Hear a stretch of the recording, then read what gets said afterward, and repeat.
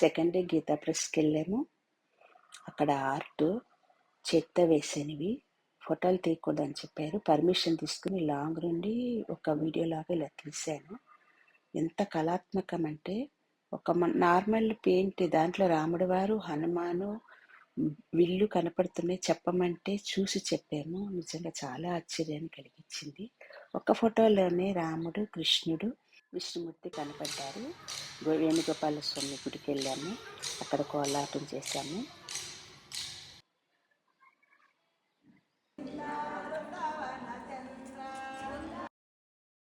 ఏ temple అయినా multi temple లాగా అన్ని దేవుళ్ళు దర్శనం ఇచ్చారు.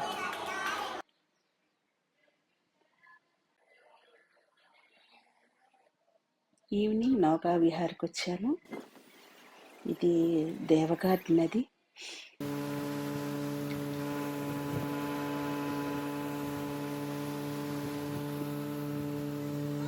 బోట్లో ఎంజాయ్ చేశామంటారు.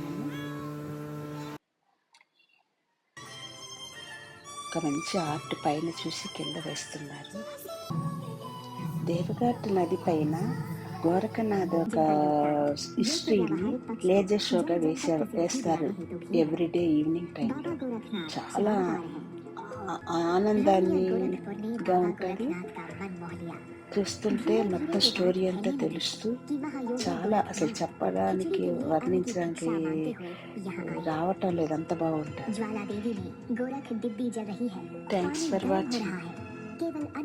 నచ్చితే లైక్ చేసి సబ్స్క్రైబ్ చేసుకోండి.